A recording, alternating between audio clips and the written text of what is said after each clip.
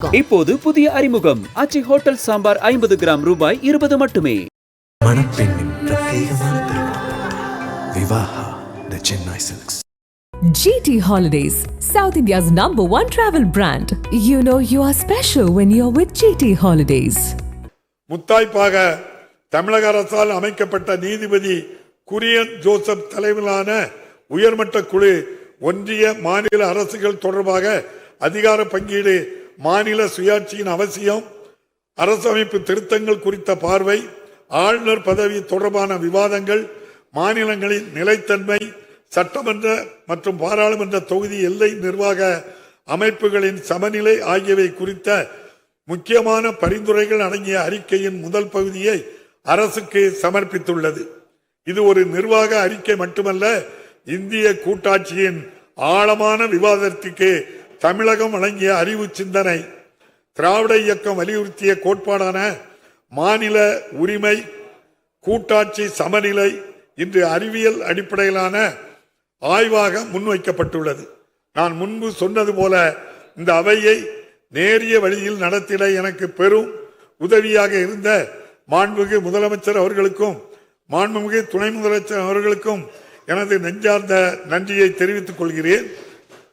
அவை நடவடிக்கைகள் காரசாரமாக நடைபெறுகையில் நகைச்சுவையால் தன் புன்சிரிப்போடு கூடிய பேச்சை அவையை குளிர வைத்த மாண்புமிகு அவை முன்னவர் நீர்வளத்துறை அமைச்சர் அவர்களுக்கு நன்றியை தெரிவிப்பதோடு, மாண்புமிகு முதலமைச்சர் கூறியது போன்று அவர் சற்று உடல்நிலை பாதிக்கப்பட்டு மருத்துவமனையில் இருந்தாலும் நேற்று முன்தினம் நான் அவரை சந்தித்த போது ஒரு கருத்தை என்னிடம் சொன்னார். சட்டமன்றம் அமைதியாக நடைபெறுகிறதா? முதலமைச்சர் நன்றாக இருக்கின்றார்களா? அதோடு ஒன்றை நான் சொன்னதாக நீ சொல்ல வேண்டும் என்று ஒரு கருத்தை சொன்னார். நான் சட்டமன்றத்திலே பேசிய வார்த்தைகளால் யாராவது சட்டமன்றத்திலே அவர்களுடைய மனம் புண்படும்படி என்னுடைய வார்த்தைகள் இருந்தால் அதற்காக நான் மன்னிப்பு கேட்டுக்கொள்கிறேன் என்பதை சட்டமன்றத்திலே பதிவு செய்து விடு நான் சொன்னதாக என்று சொன்னபோது உண்மையிலேயே நான் என்னுடைய கண் சிவந்து கண்ணீர் வந்து விட்டது. அந்த அளவுக்கு இந்த வயதிலும் பல முறை சட்டமன்றத்துக்கு மிக அதிகமாக தேர்ந்தெடுக்கப்பட்ட ஒருவர் இந்த அளவுக்கு இந்த சட்டமன்றத்தில் உறுப்பினர்கள் மீதும் அவர்களுக்கு நான் ஏதேனும் சில நேரங்கள் வேண்டும் என்றே சொல்ல மாட்டார், வேடிக்கையாக பேசுவதில் கூட மனம் அவர்களுக்கு பாதிக்கப்பட்டிருக்குமானால் மன்னிப்பு கேட்டுகளே என்று பதிவு செய்யுங்கள் என்று சொன்னது உண்மையிலேயே அவருடைய பெருந்தன்மையை காட்டுவதோடு, நம்முடைய தம்பி வேல்முருகன் சொன்னது போன்று நம்முடைய திராவிட முன்னேற்ற கழகத்தினுடைய கட்டுப்பாடு மிக்க தலைவர்களில் முதன்மையாக இருக்கிறார் என்பதற்கு எடுத்துக்காட்டுதான்.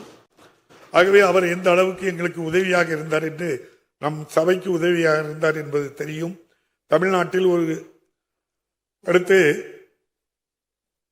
தமிழ்நாட்டில் ஒரு குக்கிராமத்தில் சாதாரண ஒரு விவசாய குடும்பத்தில் பிறந்து வளர்ந்து ஆசிரியராக என்னுடைய பணியாற்றிய என்னை மேன்மைதங்கிய அறிஞர்கள் பலர் அமர்ந்த இந்த இருக்கையில் என்னை அமர முன்மொழிந்த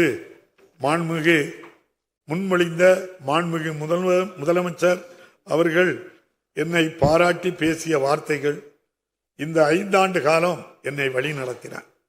எந்த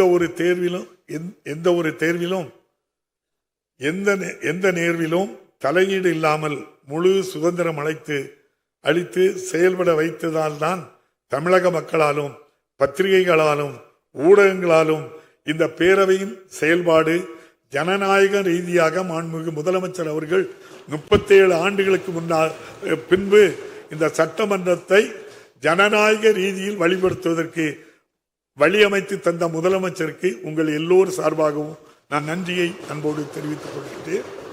நக்கீரன் டிவிக்கு சப்ஸ்கிரைப் செய்யுங்கள். உங்கள் ஆதரவே எங்கள் பலம்.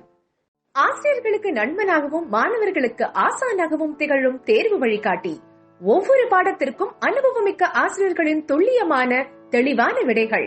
CNC இருக்கு, தேர்வு பயம் எதற்கு? இது தீரன் பப்ளிஷிங் ஹவுஸ் விற்பனை வெளியீடு.